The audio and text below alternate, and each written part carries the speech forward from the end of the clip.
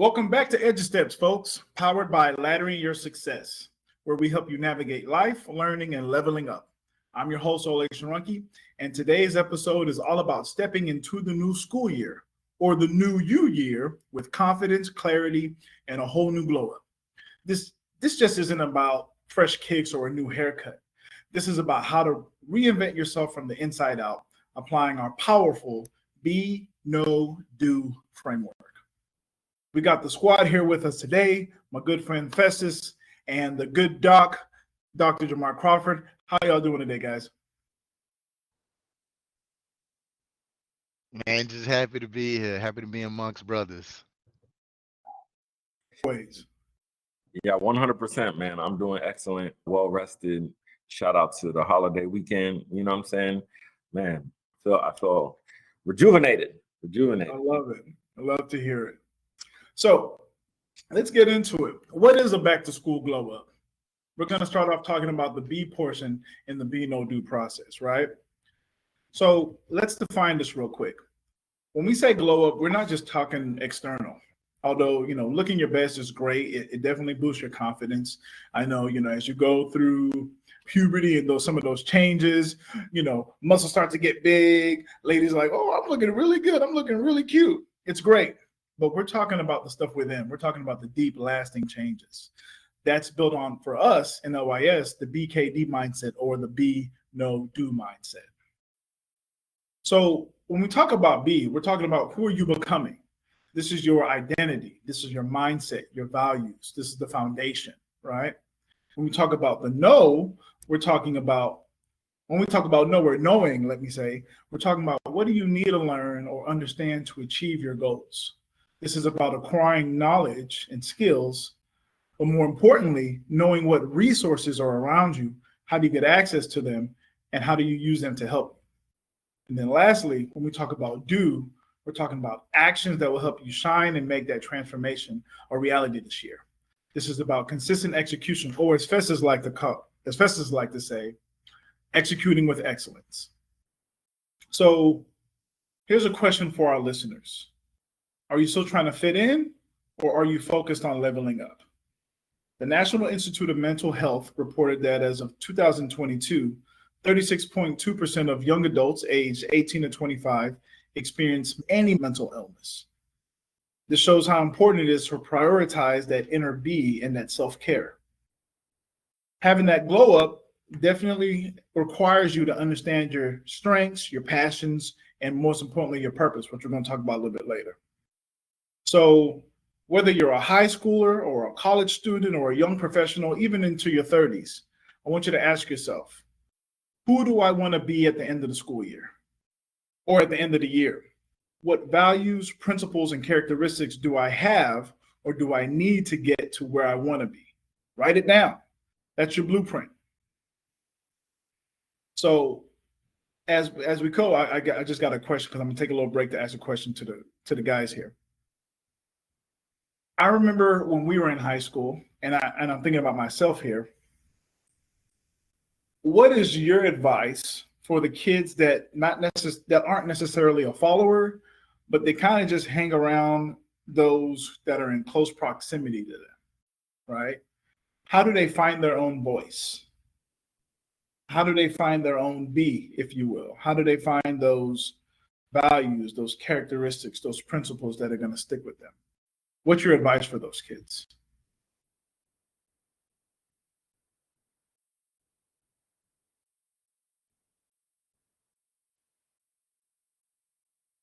This is a question for us, right? Yeah, absolutely. Yeah. Got you. And just so I can make sure I understand the question, it is, what is advice for students who are trying to find their B? Yeah, they're trying to find their own they're trying to find their own values, their own talents, their own skills, their own abilities. I'm sorry, they're trying to find their values, their principles, and their characteristics. Right? It's the B portion of Be No Do. Mm-hmm. And you said something about the kids that are around them. What were you saying about that? Yeah, so a lot of times, you kind of just hang around where you are. right? So if you're in an area where, you don't see a lot of people who are kind of upwardly mobile as far as, consistently going to college or consistently looking for some sort of program or next level or some sort of post-secondary education or job training or skill growth, you kind of just tend to see those that are around you. And if they're not upwardly mobile, they're just kind of staying flat or neutral, you tend to kind of follow them because that's all you see consistently, right? That's a consistent pattern that you see. So for those kids who kind of just tend to follow those who are just with them, who are doing that, right? They're not really going to school, or maybe they did go to school for a semester or two, and then they're like, man, it's not for me, right? And then they kind of just got a regular job. For those folks who feel kind of lost, oh, sorry, go ahead. No, you're doing good. Keep going. Keep going. For those folks who feel kind of lost and just like, well, I guess I'm just gonna chill because everyone around me is just chilling, right? What's some advice for them to help them find their own voice? What's some advice for them to help them find their values, their principles, their characteristics? What are some of the questions that we can start to ask them to help them introduce themselves to themselves, right? Because I think that's one of the things that happens that's not happening for a lot of these young people is they're not being introduced to themselves. For a lot of folks, I can't speak for y'all, but I know for me, I was, by way of the way I was raised, kind of taught or told how I should be. I still remember, I'm not dating myself, but I remember one time I went to a bar and this lady called me out and she said, "Your parents are immigrants, huh?" As I was just trying to figure out what to drink. And I was like, what? I mean, yes, but how'd you know? And she was like, it's taking you too long to figure out what you want. You're not used to having your own choices. And I was like, man, that's a reach. You're correct, but that's a reach. You know what I mean? So that's what I'm referring to. Those young folks out there who don't know those values, who don't know the value of hard work, who haven't seen someone consistently work hard and then see the fruit that's bore. Am I using that correctly? The fruit that is bore or bear. Festus, help me out. The fruit that you bear from that, right? Someone who hasn't seen discipline applied over and over again consistently and can say, oh man, that's what happens when you do this, right? Someone who hasn't really worked, done like just manual labor, using your hands and going from raw material into something substantial, tangible that can be made, just that thought process and that understanding of values, principles, characteristics. What do I value? What are the characteristics that I value in other people? What are the characteristics that I'm learning about myself or that I value in myself, right? So what are some of those questions that we can ask them? What are some of the things that they can do to get a clear picture of it? Yeah, that's a really, really good question, man, because essentially you're saying how can they discover themselves without being influenced with the negative habits of their surroundings, right? Or I don't want to say negative, but that's not going to contribute anything positive to their character values and while discovering themselves. That's a good question. I think that I think that being a participant in certain things such as Vacation Bible School, going to things such as certain camps. You got, what is it, Boy Scouts, being a part of certain things like that where you are around other beings where the goal is to influence you to improve in some way, form, or fashion.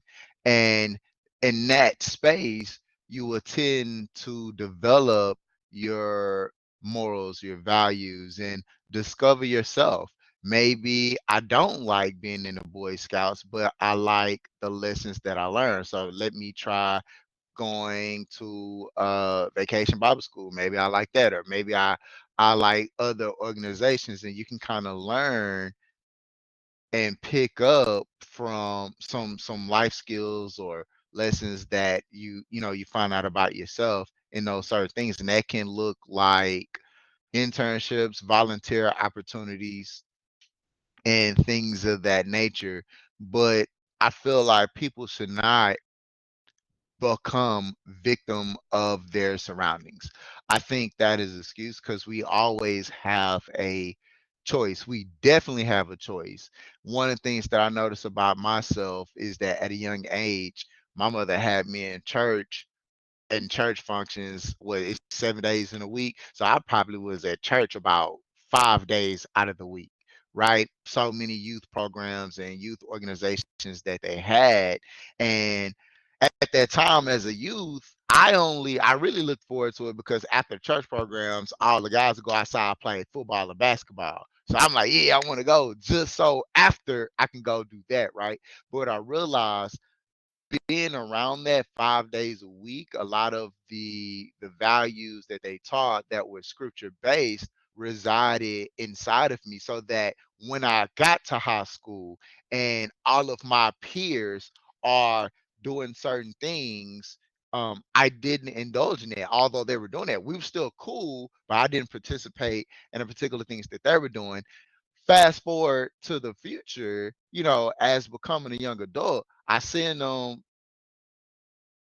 you know, not looking good because they made certain decisions that I did not follow, even though I could have easily followed those same type of actions, right? And so it's interesting that you're talking about this because I feel like that's very, very important to figure out your B, understand your morals and your values and learning. And I feel like that's going to come from putting yourself in situations to learn and see what you value and things of that nature.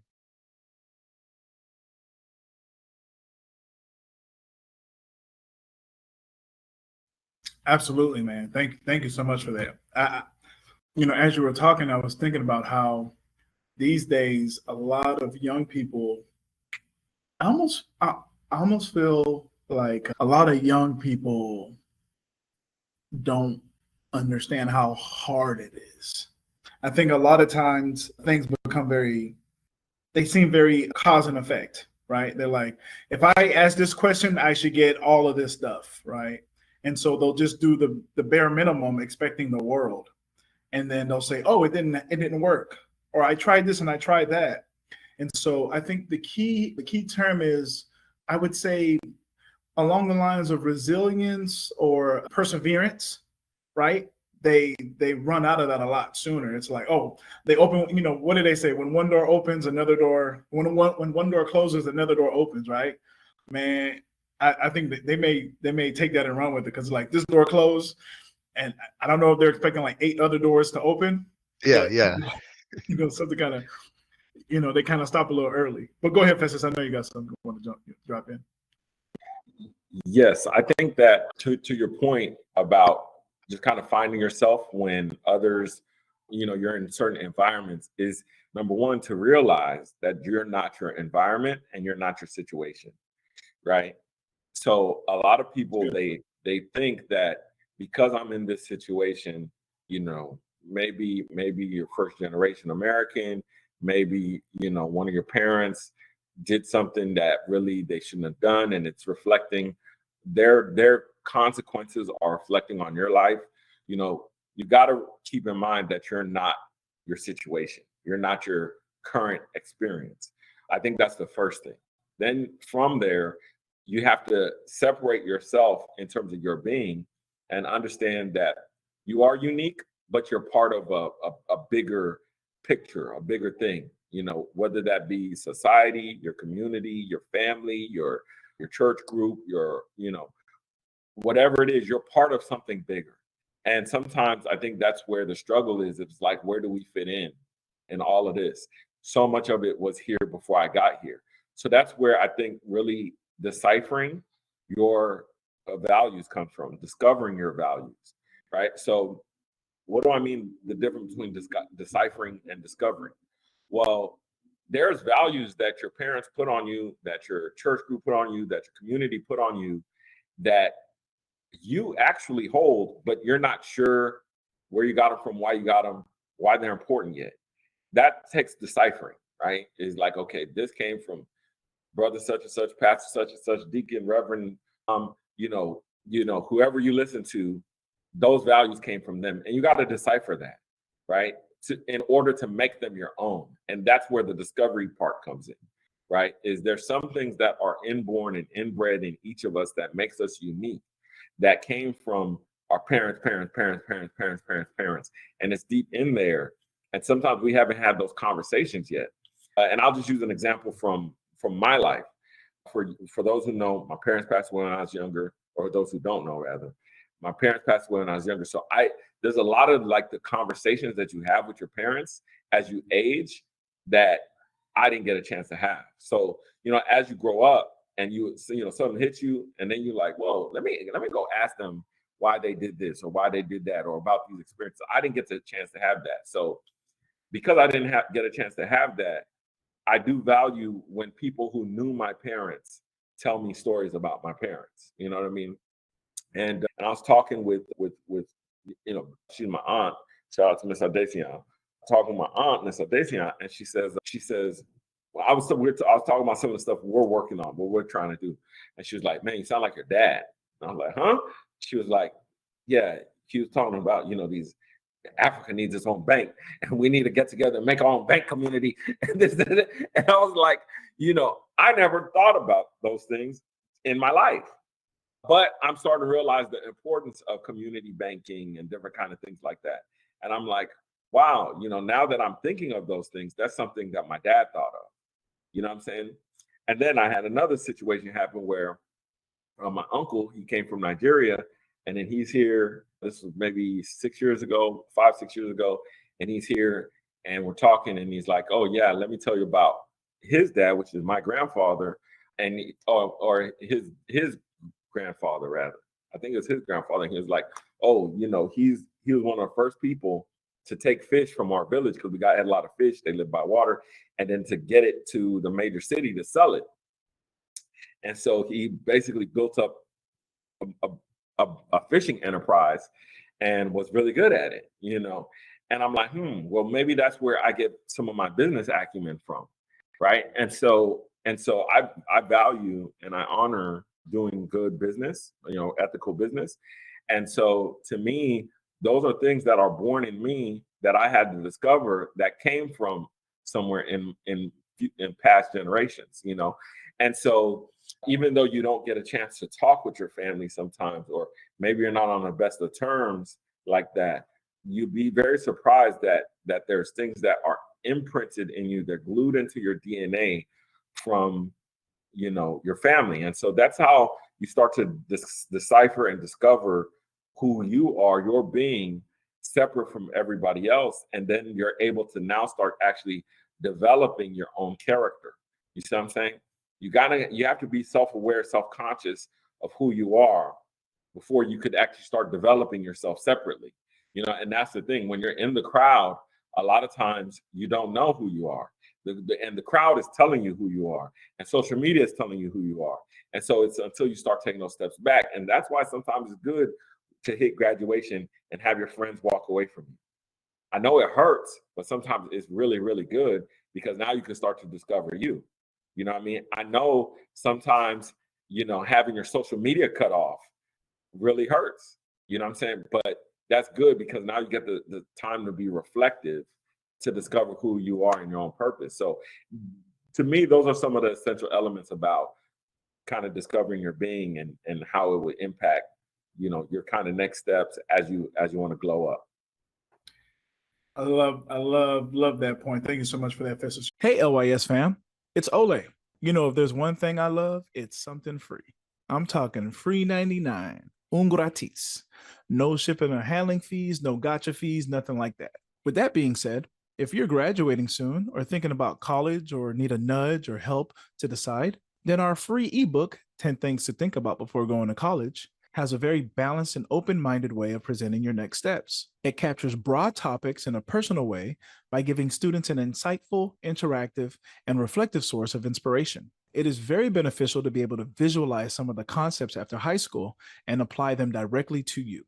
We all know life, college, and career planning decision-making choices for students can be challenging, especially as they near the completion of high school. This book will provide you with a self-paced guide to your success beyond academics and into real life. Not only is it free, you can complete this book within a week. This will definitely prepare you for long-term success. To get your free copy, simply go to LYS.com/students. I mentioned it was free, right? Well, if I didn't, it's free. Like, for real, for real. Okay, back to the podcast. You know, what I thought about when you said that was when you do leave, right? You know, you see it sometimes in movies where it's like, they call it like coming of age movies, right? Where, you know, a young man, woman from the small town leaves for college, maybe graduates from college, and they come back to where they came from, where they grew up, and they see a lot of their friends, and they're like, man, it's like one of two things, you know. They're like, man, I can't believe like I used to hang out with these people. These people are they're kind of set in their ways. We don't vibe anymore. We don't match anymore. Or they meet some people that were like, maybe they didn't talk to them as much in high school, but now that they've grown and matured a little bit, they're like, yo, you know, me and this person are on the same wavelength. We really understand each other. They're moving in the same, you know, way, the same position. They're trying to get to the same place I'm trying to get to. And that's what I thought about when you were talking about that. So it is definitely good sometimes to leave your area and come back and see, you know, I won't say leave to see, but to come back and learn and have new experiences and learn about yourself, right? Learn about what you value, learn about more about who you are, learn about those things that you hold strong to. So definitely love that. All right, so let's go after talking about B, we're going to talk about the knowing portion, right? So we're talking about fueling your glow, knowing your path and your skills. So once you've cultivated that inner spark, the next step in your glow up is to know what knowledge and skills you need to acquire, right? So we're not just talking about formal education. That kind of comes standard, right? We're talking about continuous learning. We're talking about things that are outside of the school, right? So my question for the crew is, well, before I get to my question, I'm sorry, let me go over some data before I ask that question. The APA, the American Psychological Association, highlighted that 74% of adults have engaged in at least one activity in the past year to learn about a personal hobby or interest. Shout out to YouTube. And 63% have taken a professional class or training. So what this shows is it's showing like a legit commitment to like lifelong learning, right? Which when you look at studies, one of the reasons why people break down, one of the reasons why people slow down as they age isn't necessarily getting older. It's new experiences. And it was a really unique study that I read about. It was basically saying that we basically just come accustomed to what we do, that we just stay doing the same things that we do. But just imagine if every 6 months you took a trip to a different country. Just think about it. You know, close your eyes, keep your eyes open, think about it. Just think about the new culture, what your eyes would see, the people you would meet, the languages you would hear, the experiences you would have, the customs that you learn about. Just think about how that would affect you as a person, right? So just keep that in mind. So my question for the crew, with the world evolving and changing so fast, what knowledge would you say is essential for our Edu-steppers, whether they're in high school, college, or already in their careers? Now we're talking about the know portion, right? So access to resources, how can these resources help me, right? What knowledge would you say is essential for our Edu-steppers, for our listeners, whether they're in high school, college, or already in their careers? I think the key point is starting to learn how you learn, right? So, and I'm working on this right now, but be no do the way to really maximize do is discovery, development, and deployment. And so what that means is, in order to know who you are, you have to discover who you are first. In order to know what resources are available, you have to discover those resources first, right? That's kind of the light bulb, aha, eureka moment. You know what I'm saying? But then you have to develop. So that means actually building a relationship with these things, using these things over and over again. I love what you said earlier about like a lot of young people, they'll try something once, and when it doesn't work out, they're just like, oh, boo-hoo, my life is over. This didn't work out. It didn't happen the way I wanted it to happen, And I know that there's some young people who are actually very gritty, who are actually, really putting in the work. And the thing is, they're just not seeing the dividends yet. And I think that's the thing that is really difficult, is that when you're trying to build a life, you can't do that, in the summer, one summer, it literally, there can be experiences you have that are euphoric, that are even tantric at times, you know what I'm saying? But at the end of the day, it takes a lifetime to build a life. It takes a lifetime of experiences, meeting people, having conversations, doing the work, forgiving, studying, all kind of things like that to build. But now, as you're doing that, you're developing habits. That's the whole develop part, right? Because what you ultimately become, or should I put it, I think it was Socrates or Plato who put it that this way, is that ultimately we are what we do habitually. You see what I'm saying? That's a paraphrase, right? Is that you become your habits. And so cultivating, developing good habits, right, is key. And then the last part is deployment. Okay. And so this is the part, I think, for a lot of us who are first generation, who come from immigrant backgrounds, who are really struggling with, parental separation, anxiety, all of that good stuff, where there's things that your parents would never just, ever thought of, that we're doing today that's almost normative. So, I seen a video and somebody swimming with dolphins, or no, there's stingrays. And then the WhatsApp hit was, you want to swim with sharks? What is wrong with you? Who said you should go with these beasts? All this other stuff, and so that last phase is deployment. And so deployment means that I'm taking risk, right? I'm taking risk of being ostracized. I'm taking risk of feeling uncomfortable. I'm taking risk of not following the same path that seems echoed out or hollowed out rather. And I think this is the difficult part, right? If you're going to take risk, you need to really take calculated risk. Meaning, don't just be out here doing stuff to do stuff. If your parents are saying, go to school, be a pharmacist, go to school, be a doctor, go to school, be a lawyer, that's really good that they're telling you those things. They should tell you those things. And I know you have a different passion, different desire, different thoughts in mind, but in those differences, take a calculated risk, okay? I understand AI is coming and robotics is coming and it's going to replace a lot of jobs and whatnot, but take a calculated risk in that, hey, I'm going to study this to this point, but I can see where what my parents were saying doesn't match up right here. Or I'm going to take this information, I'm going to go do this, and I'm going to do this with that information instead, and take that calculated risk of who I am, what information is available, what knowledge is available, what resources are available, and then how to use those resources. So I would kind of cap out with that.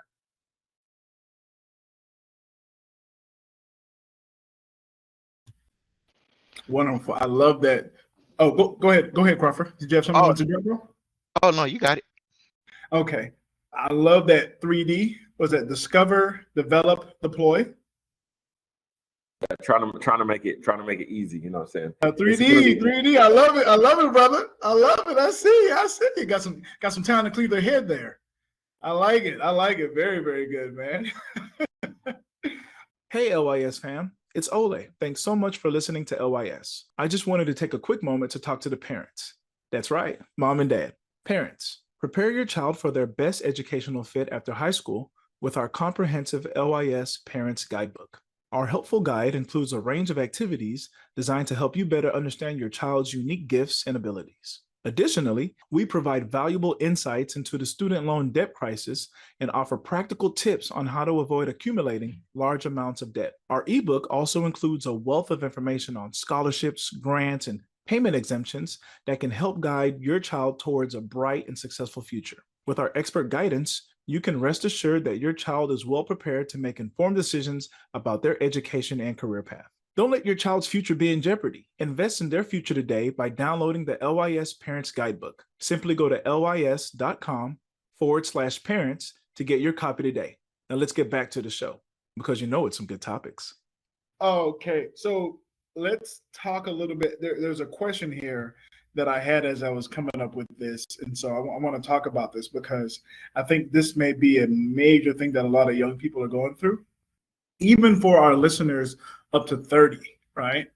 So for our audience up to 30, many are navigating career shifts, right?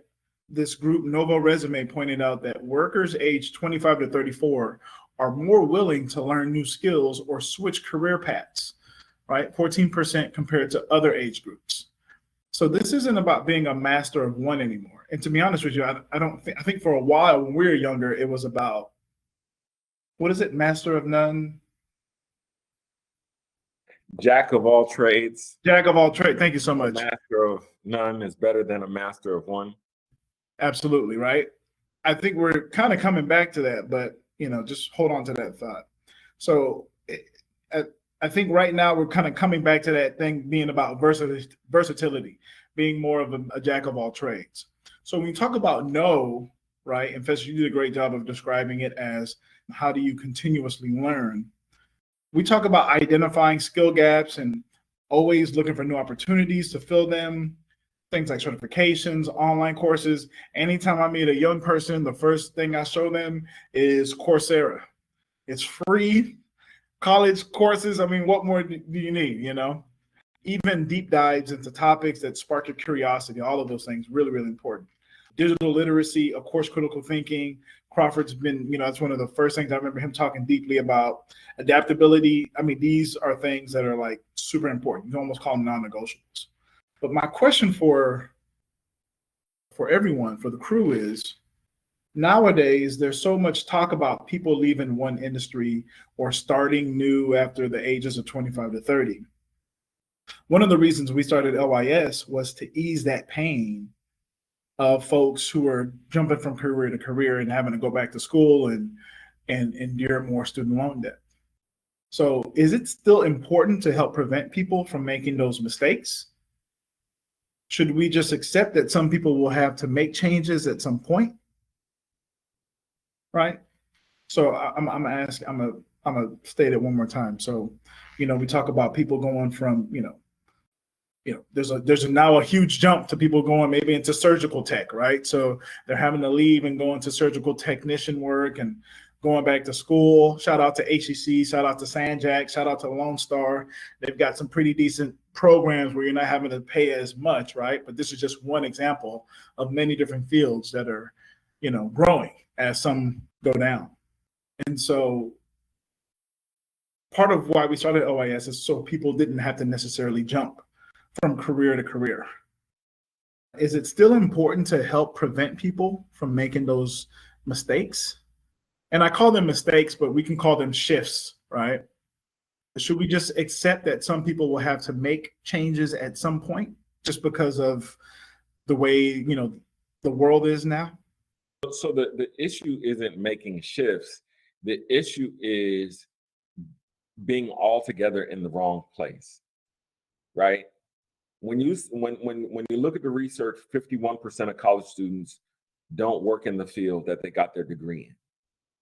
So when you look at career clusters, imagine my hand being what's called a career wheel, and this part in the center is farming, or let's say agriculture. This part is agriculture. So agriculture, then you have farming, then you have, which is like the seeds and the, and the technology of seed development.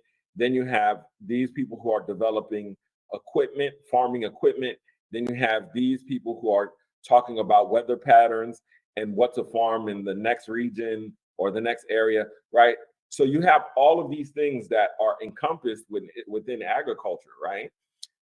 And so the thing is, if you say, hey, look, I know I have a passion for agriculture, so I'm going to be here and I can work in any of these fields. So there's banks that specialize in farmers and farming equipment and agriculture equipment.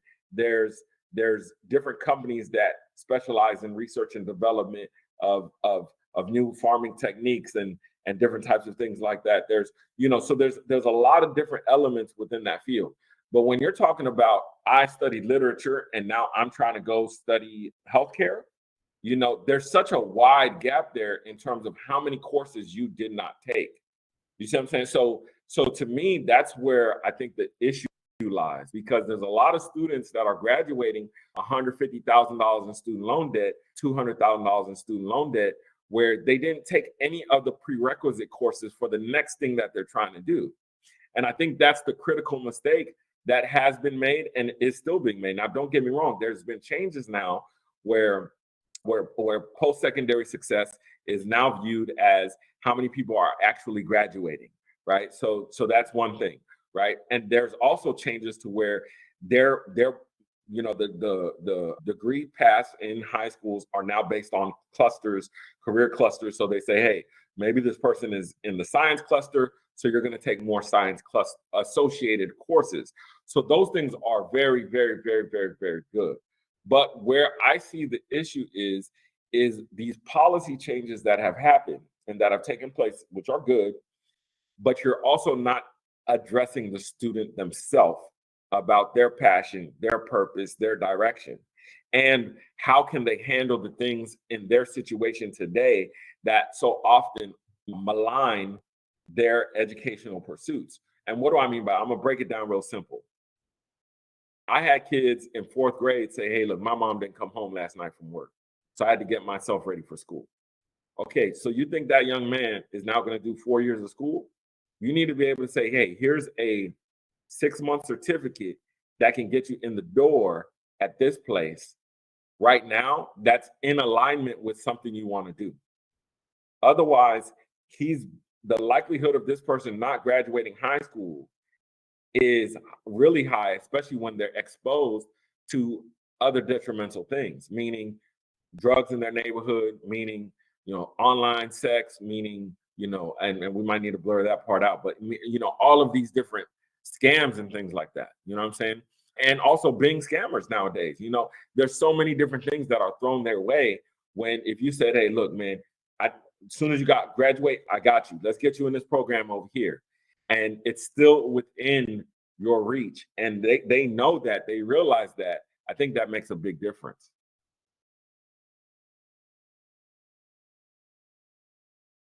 I think that what contributes to a situation as you described in the question, Olay, is a lack of information. And so there's so many different moving parts for things like that. One of the things would be an academic advisor, and the students do not know the questions that they would need to ask in order to get the information needed to make informed decisions. Because one of the most important persons in the college system that can help you with some of that stuff is an academic advisor. What Festus was talking about was the lack of necessary courses to, if you were to shift to a different major, that will hold you up. And so that's why it's important to have these conversations and kind of know what questions to ask. So that's one thing, knowing the questions to ask to your academic advisor so they can give you that informed information.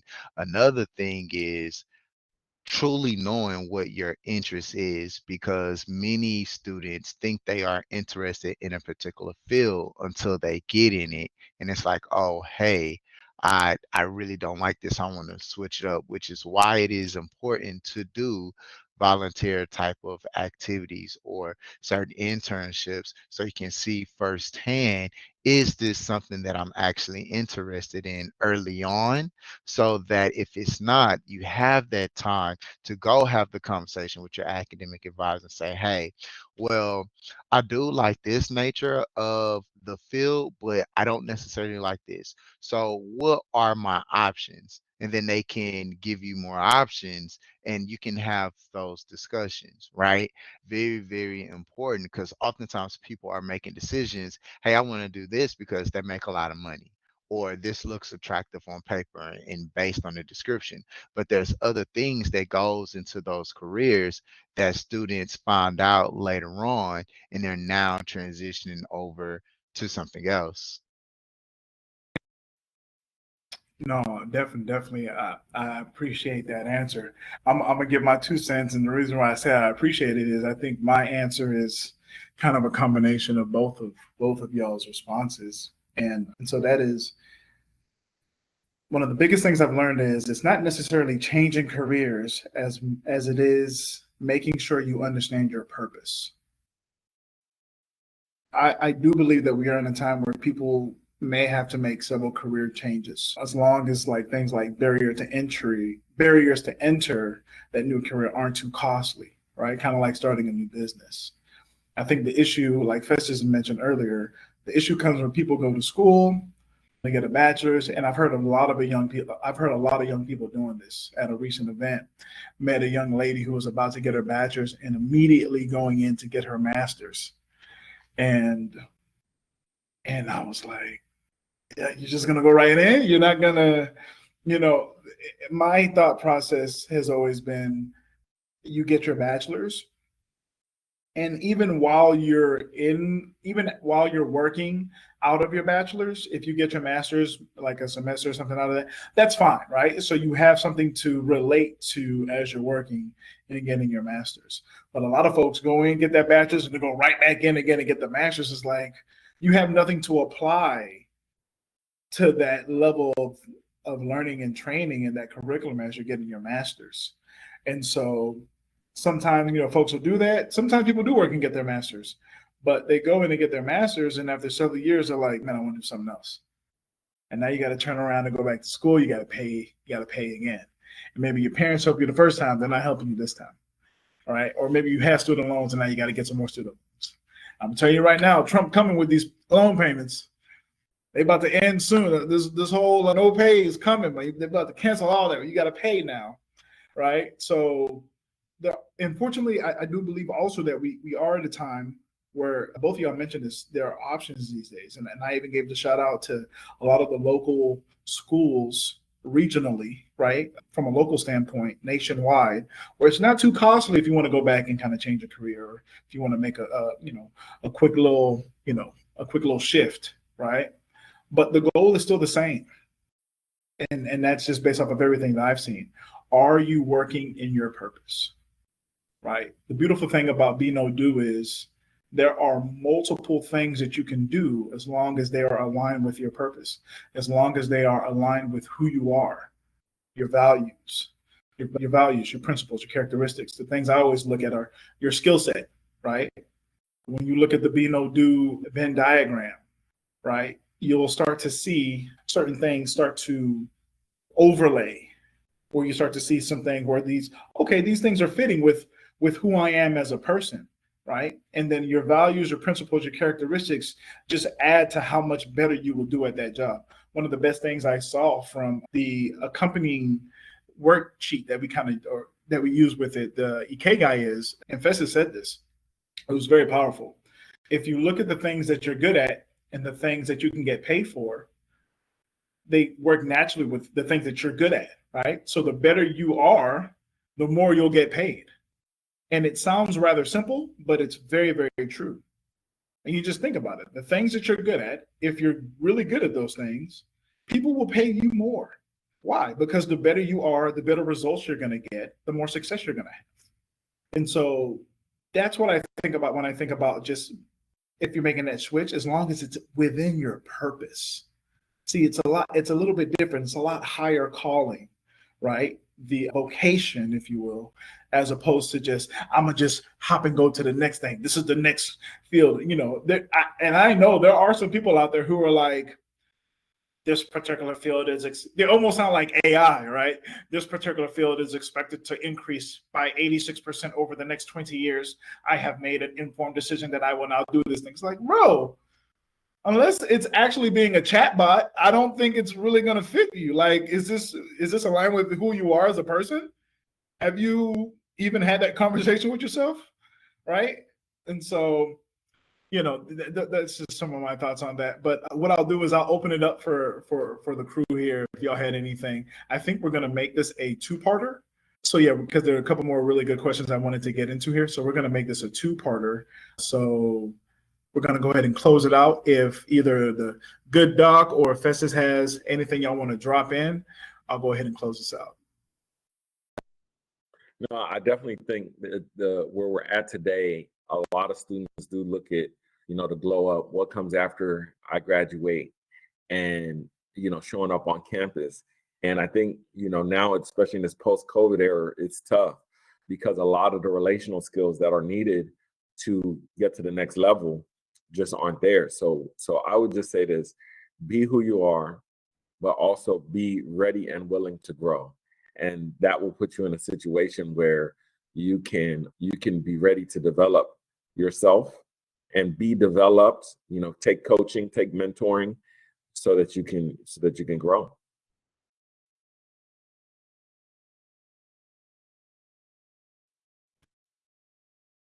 Absolutely. Absolutely. Thanks so much for that.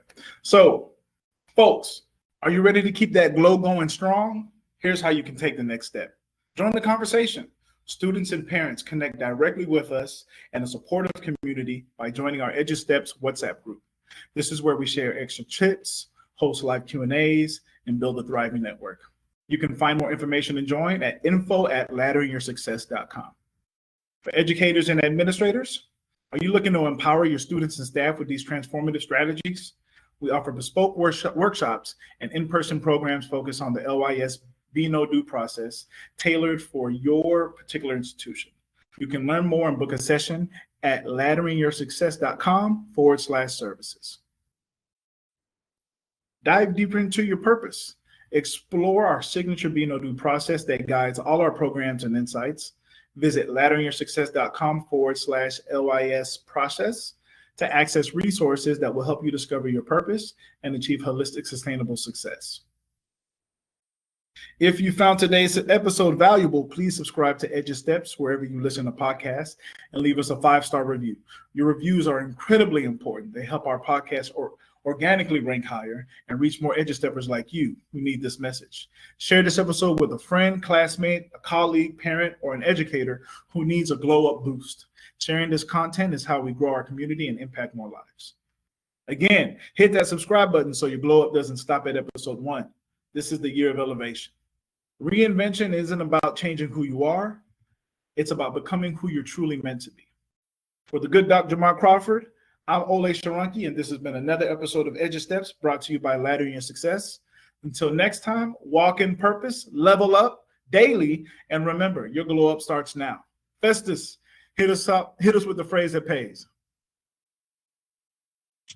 So there's legitimate excuses for not going to college. There's no legitimate excuse for not getting an education. We appreciate you for listening to us, and go ahead and hit that like button if you liked it. Hit that share button with somebody who needs to hear this, and definitely hit the follow button so you get that chime when we post the next episode. We will see you then.